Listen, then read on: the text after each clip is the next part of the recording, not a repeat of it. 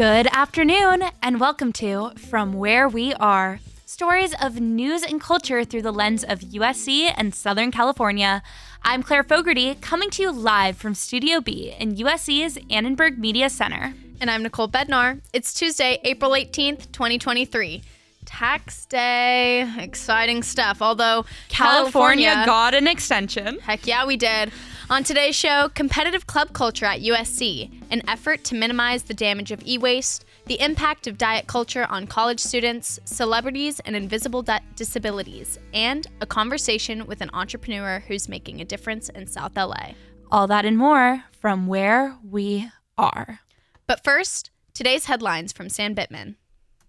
Fox News and Dominion Voting Systems reached a $787.5 million settlement today just after jury selection finished, avoiding any trial. In a statement, Dominion CEO John Pouliot said, quote, "Fox News has admitted to telling lies about Dominion that have caused serious damage to my company, our employees, and our customers." In their own statement, Fox News recognized that certain claims of theirs about Dominion were false. The network also said that the settlement shows their dedication to, quote, "the highest journalistic standard," and they hope that this helps the country move forward. 2 criminal charges have been filed against Andrew Lester, the suspect in the shooting of 16-year-old Ralph Yarl. Lester, an 84-year-old white man, was charged with 1 count of felony assault in the first degree and 1 count of armed criminal action after shooting Yarl when he accidentally went to the wrong address to pick up his siblings. In an interview with CBS, Yarl's mother said that the bullet was not removed from her son's head for over 12 hours. LAUSD and the union representing its teachers have reached a tentative labor agreement that includes a 21% salary increase and a reduction in class sizes. This came after UTLA and other labor union organized a strike demanding higher wages and better working conditions for teachers. Buffalo Bills safety Damar Hamlin has been fully cleared for football activities for the first time since collapsing during a Monday Night Football game in early January. He will be participating in workouts with the Bills this week. Hamlin went into cardiac arrest and needed life-saving CPR after making a tackle in a game against the Cincinnati Bengals. Singer and rapper Megan Thee Stallion spoke out about the Tory Lanez trial and 2020 traumatic shooting for the first time since the trial ended last December. In an essay published in Elle earlier today, Stallion said, quote, "For years, my attacker laughed and joked about my trauma. Imagine how it feels to be called a liar every day, especially from a person who was once part of your inner circle."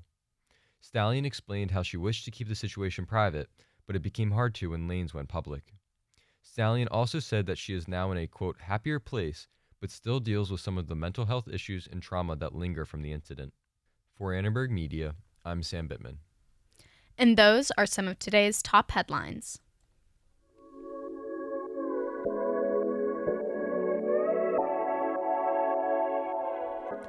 For most students, getting into USC should have been the hardest part, right?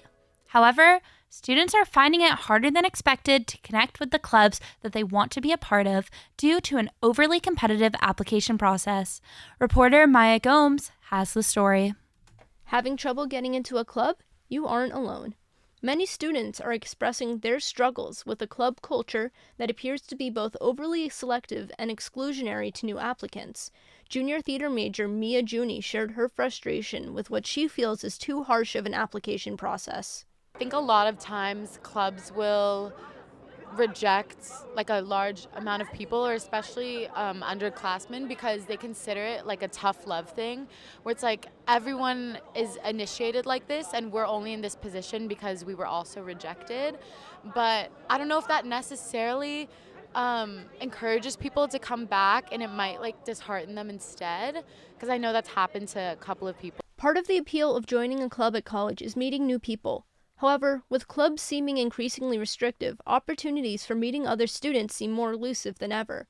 Freshman Mac Worthman shared her thoughts on how different the club landscape feels at USC. Because in high school it was like, you could just sign up and then show up and people were just happy to see you there. Whereas like now it's like you have to apply, or you have to pay, or you have to audition, or, you have to know someone in order to get in.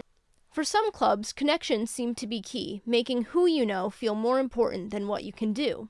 Freshman theater major Kira Osborne shared her frustration with a culture she perceives as rooted in nepotism and her experience being rejected from a dance club despite being a dancer of 15 years. I knew dance teams had auditions, but I figured like if you are a trained dancer, like you wouldn't have a problem getting onto them. And then obviously like that wasn't the case because I went to an audition for like a contemporary dance team, and I auditioned and I walked in the room and everybody had on a t-shirt that said like what sorority they were in, and I'm not in one. While the process may be difficult, Osborne shared her thoughts on how it can be improved to welcome more students. I don't know, like maybe people who run the clubs like should have somebody like that's facilitating to make sure that you don't like put your friends in it. Like I know for like the ISPs for theater, like we have like an EDIA coordinator who makes sure like the cast is diverse and things like that. So I think, and to make sure that the director's not just like putting their friends in it, I think maybe a position like that might help.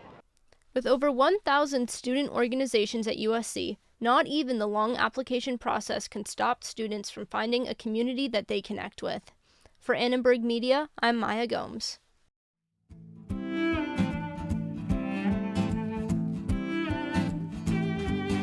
Tired of your iPhone 6 collecting dust in your drawer? Well, look no further. USC HREC is here to help. The center hosts e-waste drives, encouraging students to recycle their old phones and other electronic items. Logan Drone has more on the story. According to the California Department of Toxic Substances Control, in 2019, 7 million tons of e-waste was produced in the United States, but just 15% of it was properly recycled. To combat this, USC's Human Resources, Equity and Compliance, or HREC department, partnered with the Hazardous Materials Division of the California Department of Health and Safety to host USC's first annual e-waste drive. Last year, the university as a whole recycled a little over 337,000 pounds of electronic devices. Emily White, the business operations specialist of HREC, says many people just don't know what to do with their old devices. Not really. What I'm finding on this drive that we have is people have tons of recyclable items at home that they really want to know where to put. Anthony Rodriguez, a worker at the Hazardous Materials Division, says it's important that people dispose of their old technology the right way because it can be dangerous when misplaced. The electronic components do have a lot of metals that have a negative impact to the environment. So by managing these properly and giving them a second life, as well as proper recycling of these, we keep these out of the landfill. So there's no possibility for any of these metals to leach out into the environment. Leaching, as Rodriguez mentioned, occurs when toxic metals like mercury and lead found in hardware dissolve and spread out, eventually pooling into the ground under the landfill. The toxic materials can contaminate groundwater, which can affect nearby wildlife. However, White encourages recycling, as it prevents the need for mining new materials and unintentionally throwing out old equipment that is still usable. What we really want to do is make sure that we can give it a second life, or at least keep it out of landfills. What we'd like to do is donate a lot of our desktops to high school students in the community that really can use it. If you have an extra electronic device and are looking to give them a second chance, the e-waste drive will be open until Thursday from 9:30 a.m. to 1 p.m. at the USC Credit Union tomorrow and the Carol Little Building on Thursday. For Annenberg Media, I'm Logan Drone.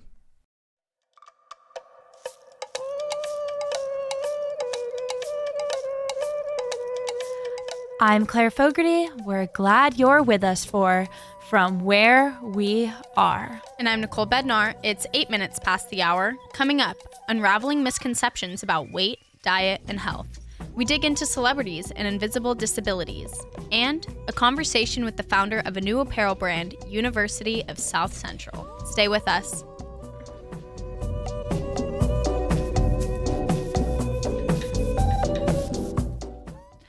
Diet culture seems to be one of the latest buzzwords. It's all over our TikTok FYPs, and it's creeped its way into the classroom. Reporter Grace Gerstner helps us take a closer look of how the effects of diet culture affect the everyday life of USC students. Diet culture is a way of thinking that has been criticized for putting appearance and body size over healthy eating and exercise. This culture causes harm to both physical and mental health by creating dangerous behavior. Diet culture is extremely prevalent on college campuses because we are constantly comparing ourselves to our peers. Haley Martinez, a junior at USC, says that even if you cannot always feel the toxicity of diet culture, it still exists under the surface. And I feel like diet culture is not something that you see, but rather something that you feel or hear about, like just from individual students. So I don't know if that is something that is not wrong with them or something to criticize about them, but rather a reflection of bigger issues that we have. Seeing the effects of diet culture take place firsthand can be disheartening. Elsie Benke, a freshman at USC, sees the diet culture in specific parts and groups on campus. Dining halls is a main place. I just hear it amongst me and my peers, and especially in circles in Greek life and girls. A lot of the USC population is aware of the culture on campus, and there needs to be a change. This issue has become the target of some health-oriented master's students who are working to create a more accepting and healthy environment on campus. Christine Wong is one such student. She's a first-year's master's student obtaining her degree in nutrition, health span, and longevity. Diet culture is really complex because every single person will have a different experience with it and has been impacted by it in a different way. Ultimately, I think it is an idea of what your body should look like and what you should be eating or doing to obtain that. While at USC, Christine noticed that diet culture was exacerbated by the social expectations in life at USC. Restrictive dieting occurs, your body is put into stress and enters a type of survival mode. So a lot of the harm in dieting is on the physical and mental part of health, because when you're dieting and you're putting your body in this like restricted caloric zone, your body has so many adaptive strategies to help you survive. Christine says that we all need the reminder that health is not determined by body size. Everyone is different and requires a different amount of food. Ultimately, one of the concepts that I really try to practice is health at every size, which is this idea that you can't base someone's health based off of their body size. It is so important to remember the importance of putting your health before social expectations of what you should look like. Not all bodies are the same, and there's no specific diet that works for everyone. For Edinburgh Media, I'm Grace Gerstner.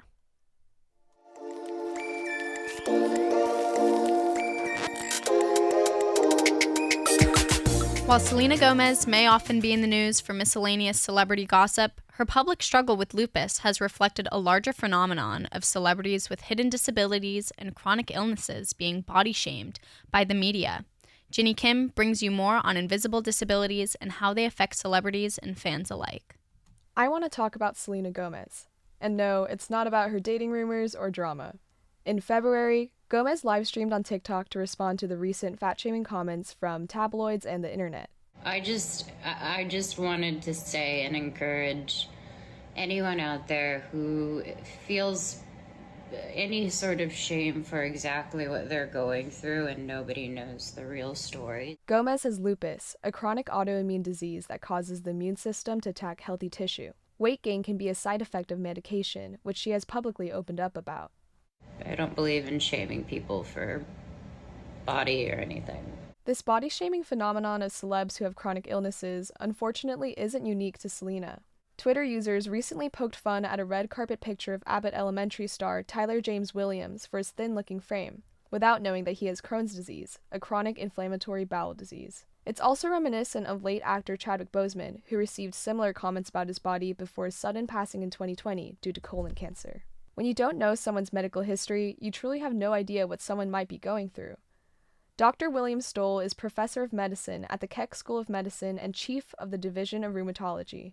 He spoke about some of the less visible manifestations of chronic illnesses like lupus. Perhaps the more invisible, or what perhaps people don't think about as much, is that you just feel lousy. You don't have the energy you used to have. You don't have the stamina you used to have. Brain fog, that's a real big one. Dr. Patricia Gans, a medical oncologist and the Associate Director for Population Science Research at the UCLA Johnson Comprehensive Cancer Center, backed up Dr. Stoll's comments about the struggles of less visible chronic illness symptoms. Social Security disability was using very old classifications, like if you had very advanced cancer and were going to die from it, they would give you disability. But we pointed out all of these things, the fatigue that may make it difficult for people to work, the cognitive difficulties. According to health and disability news publication Disabled World, An estimated 10% of people in the U.S. have an invisible or hidden disability. There are legal options in terms of protecting this, but sometimes it is difficult when people look well, they're well groomed, they look like there's no scar, physical scar that you can see. It's harder for them to get those accommodations. Along with medical professionals like Dr. Gans and Dr. Stoll making developments in the treatment and education of chronic illnesses, Star Power is also making strides. Other celebs like Lady Gaga, Michael J. Fox, Daniel Radcliffe, and Gigi Hadid are helping break down the stigma by being open about their hidden disabilities and chronic conditions. If you are seeking accommodations or other disability-related resources at USC, check out the Office of Student Accessibility Services at osas.usc.edu. For Annenberg Media, I'm Jenny Kim.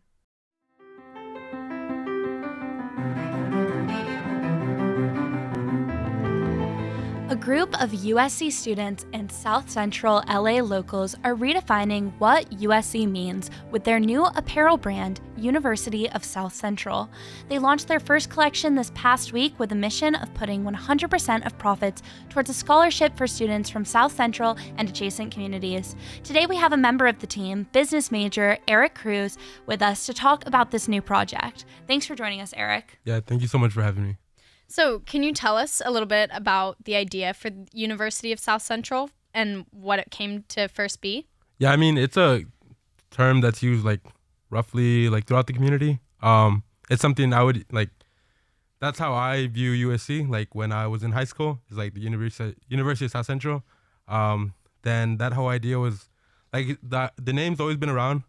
So it's just idea of claiming it and using it for something for good.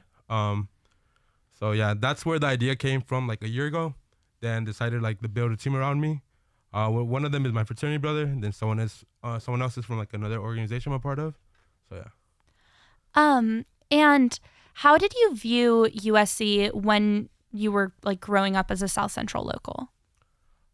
Initially, so USC, I'm the only person from my high school, from my grade level, that is here. Then I think there's one more that's a senior, but there's no underclassmen. So the gates of USC is kind of gatekeeping the community, gatekeeping the university for me. It's closer to where I'm from, but a lot of students tend to go to UCLA. So for me, I was I've always been around USC, always been a part of its programs.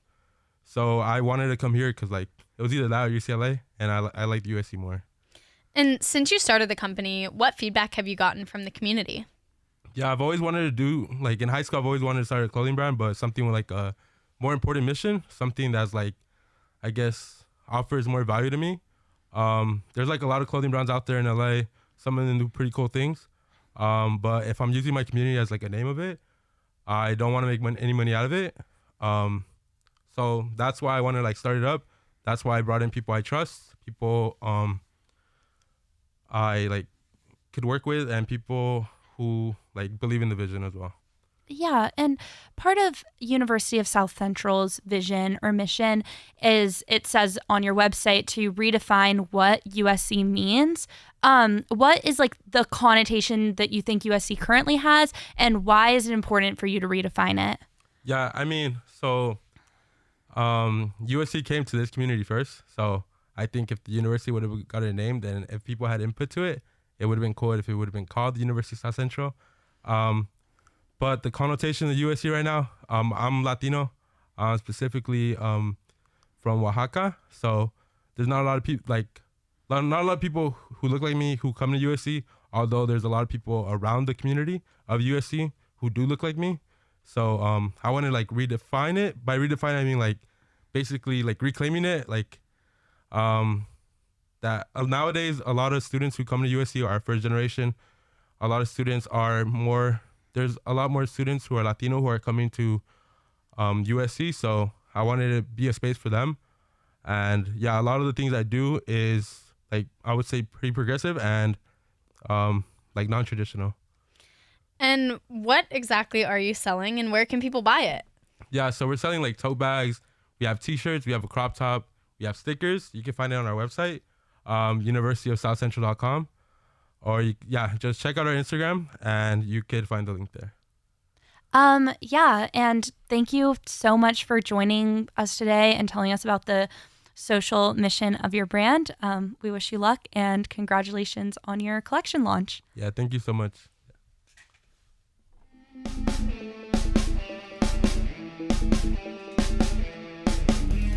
And that's all we have time for on today's From Where We Are. Meredith McCabe produced today's show with Val Diaz and Issa Johnson. We also got help from Mallory Cara. Aaron Lee is our live stream manager, Sam Bittman is our board operator, and Derek Renfro composed our theme music. We are also streaming live on YouTube at Annenberg Radio News. Subscribe to From Where We On Apple Podcasts and Spotify. Finally, don't forget to follow us on Instagram at Annenberg Radio. I'm Nicole Bednar. And I'm Claire Fogarty. From all of us at Annenberg Radio, wherever you are, we hope you'll join us again for From Where We Are. So, what clubs are you a part of? I'm a part of course, Annenberg Radio News, and I also do KXSC Radio and SC Outfitters, but I got a lot of club rejections before I found my home here at USC. Yeah, I haven't applied to any, so I haven't done that, but I guess good luck to all of you